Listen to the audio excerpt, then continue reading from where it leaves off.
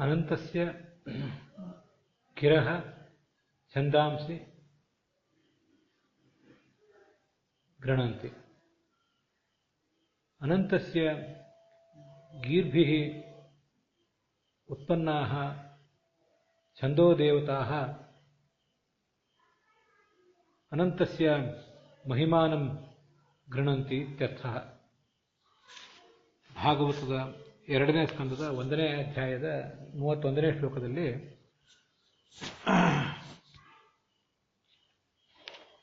ಈ ಛಂದಸ್ಸುಗಳೆಲ್ಲವೂ ಕೂಡ ಭಗವಂತನ ಮಾತಿನಿಂದ ಹುಟ್ಟಿವೆ ಅಂತ ಅನ್ನೋದು ಬಂದಿದೆ. ಅಲ್ಲಿ ಛಂದಸ್ಸುಗಳು ಅಂದರೆ ಛಂದೋಭಿಮಾನಿ ದೇವತೆಗಳು, ಅವರೆಲ್ಲರೂ ಕೂಡ ಭಗವಂತನ ಮಾತಿನಿಂದ ಹುಟ್ಟಿದ್ದಾರೆ ಮತ್ತು ಅವರೆಲ್ಲರೂ ಕೂಡ ಭಗವಂತನನ್ನು ಸ್ತುತಿಸ್ತಾರೆ ಅಂತಿಷ್ಟು ವಿಷಯ ಬಂದಿದೆ.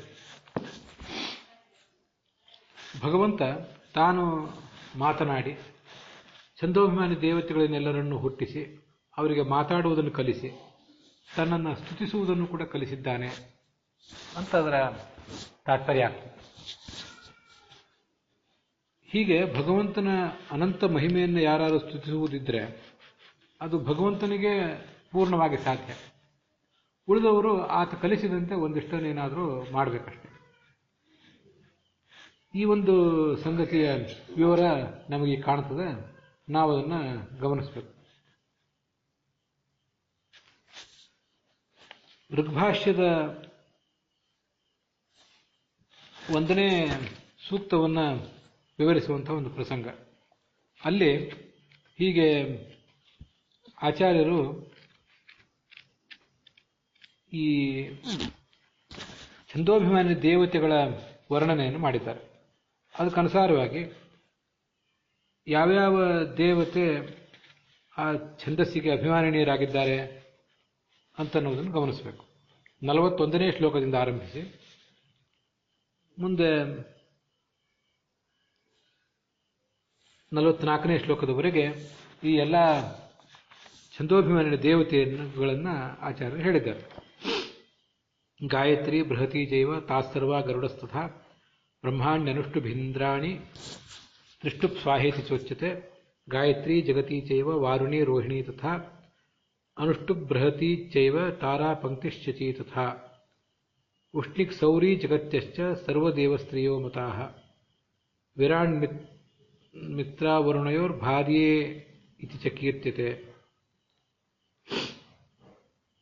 ಅತಿಚ್ಛಂದಾಂಸಿ ಸರ್ವಾಣಿ ಸರ್ವದೇವ್ಯಃ ಪ್ರಕೀರ್ತಿತಾಃ ವಿರಾಡಿತಿ ಚ ನಾಮಾಸಾಂ. ಇದಕ್ಕನುಸಾರವಾಗಿ ಗಾಯತ್ರಿಷ್ಣಿಗ್ ಅನುಷ್ಟುಪ್ ಚ ಬೃಹತಿ ಪಂಕ್ತಿರೇವ ಚ ತ್ರಿಷ್ಟುಪ್ ಜಗತ್ಯತಿಚ್ಛಂದೋ ಯಷ್ಟ್ಯತ್ಯಷ್ಟಿ ವಿರಾಟ್ ಅಂತ ಭಾಗವತದಲ್ಲೇ ಮುಂದೆ ಬಂದಿರುವಂತೆ 7 ಛಂದಸ್ಸುಗಳನ್ನೇನೆ ಹೇಳಿದ್ದಾರೆ. ಅದರ ದೇವತೆಗಳು ಈ 7 ಜನ, ಇಷ್ಟು ಜನ ದೇವತಾಸ್ತ್ರೀಯರು. ಈ ಗಾಯತ್ರಿ ಮಂತ್ರಕ್ಕೆ ಲಕ್ಷ್ಮೀ, ಸರಸ್ವತಿ, ಭಾರತಿ, ಗರುಡ ಮತ್ತು ಅಗ್ನಿಪತ್ನಿಯಾದ ಸ್ವಾಹ ಇವಿಷ್ಟು ಜನ ದೇವತೆಯರು. ಅದಾದ್ಮೇಲೆ ಮುಂದೆ ಬರುವಂಥದ್ದು ಉಷ್ಣಿಕ್ ಛಂದಸ್ಸು, ಅದಕ್ಕೆ ಸ್ವಾಹ ದೇವತೆ. ಇದು ಪ್ರತಿಯೊಂದಕ್ಕೂ ಕೂಡ 4 ಅಕ್ಷರಗಳ ವ್ಯತ್ಯಾಸ ಇರ್ತದೆ. ಗಾಯತ್ರಿಗೆ 24 ಅಕ್ಷರ ಇದ್ದರೆ ಉಷ್ಣಿಕ್ಕಿಗೆ 28 ಅಕ್ಷರ ಇರ್ತದೆ. ಅನುಷ್ಟುಪ್ಪಿಗೆ 32 ಅಕ್ಷರ ಇರ್ತವೆ, ಅದು ಗೊತ್ತಿದೆ.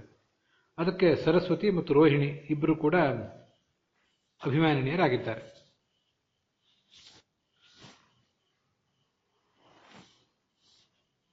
ಬ್ರಹ್ಮಾಣಿ ಅನುಷ್ಟುಪ್, ಬ್ರಹ್ಮಾಣಿ ಅಂದರೆ ಸರಸ್ವತಿ, ಅವಳು ಅನುಷ್ಟುಪ್ ಛಂದಸ್ಸಿಗೆ ದೇವತೆ. ರೋಹಿಣಿ ತಥಾ ಅನುಷ್ಟುಪ್ ಅಂತ ಬಂದಿರೋದ್ರಿಂದ ಹೀಗೆ ಒಟ್ಟಾರೆ ಅನುಷ್ಟುಪ್ ಛಂದಸ್ಸಿಗೆ ಸರಸ್ವತಿ ಮತ್ತು ರೋಹಿಣಿಯರು ಅಭಿಮಾನಿ ದೇವತೆಯರು.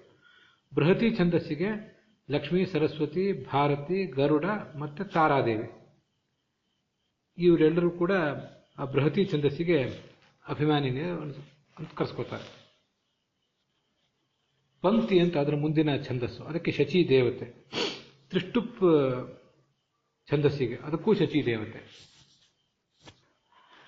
ಇಂದ್ರಾಣಿ ತ್ರಿಷ್ಟುಪ ಪಂಕ್ತಿ ಶಚಿ ತಥಾ ಅಂತಿರುವುದರಿಂದ ಪಂಕ್ತಿ ಮತ್ತು ತ್ರಿಷ್ಟುಪ್ ಛಂದಸ್ಸಿಗೆ ಎರಡಕ್ಕೂ ಕೂಡ ಇಂದ್ರಪತ್ನಿ ಶಚಿ ದೇವತಾ ಅನಿಸ್ಕೊಂಡಿದ್ದಾಳೆ. ಜಗತಿ ಛಂದಸ್ಸಿಗೆ ವರುಣನ ಪತ್ನಿ ವಾರುಣಿ ಮತ್ತು ಸರ್ವದೇವತಾ ಸ್ತ್ರೀಯರು ಕೂಡ ಸಾಮಾನ್ಯವಾಗಿ ಅಭಿಮಾನಿಯರಾಗಿದ್ದಾರೆ. ಇವಿಷ್ಟು ಹೀಗೆ 7 ಛಂದಸ್ಸುಗಳು. ವಿರಾಟ್ ಛಂದಸ್ಸು ಅಂದರೆ ಇದನ್ನ ಎಲ್ಲ ಅಕ್ಷರಗಳ ನಿಯಮವನ್ನು ಮೀರಿದಂತಹ ಮುಂದಿನ ಛಂದಸ್ಸು. ಅದಕ್ಕೆ ಮಿತ್ರಾವರುಣರ ಪತ್ನಿಯಾದ ರೇವತಿ, ಗಂಗಾ, ಶಚಿ ಮತ್ತು ಸರ್ವದ ದೇವತಾ ಸ್ತ್ರೀಯರು ಕೂಡ ಅಭಿಮಾನೀಯರಾಗಿದ್ದಾರೆ ಅಂತ ಇಷ್ಟು ವಿಷಯ ಕೇಳಿ ಬರ್ತದೆ. ಇದನ್ನ ಈ ಹಿಂದಿನ ಭಾಗದಲ್ಲಿ ಹೇಳಲಿಕ್ಕಾಗಿರಲಿಲ್ಲ.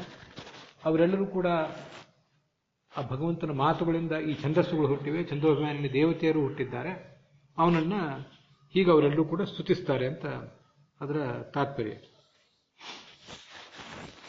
ಅದರೊಂದಿಗೆ 2ನೇ ಸ್ಕಂದದ 1ನೇ ಅಧ್ಯಾಯದ ಸಮಾಪ್ತಿ ಆಗಿದೆ. ಹುಸಿಯನಾಡಿ ಹೊಟ್ಟೆ ಒರೆವ ವಿಷಯದಲ್ಲಿ ರಸಿಕನೆಂದು ಹುಸಿಗೆ ಹಾಕಿದಿರುವೆನ್ನ ಹೃಷಿಕೇಶನೆ, ಈಶನಿನ್ನ ಚರಣ ಭಜನೆ ಆಸೆಯಿಂದ ಮಾಡುವೆ, ದೋಷ ರಾಶಿ ನಾಶ ಮಾಡು ಶ್ರೀಶಕೇಶವ. ಶ್ರೀಕೃಷ್ಣಾರ್ಪಣ ವಸ್ತು.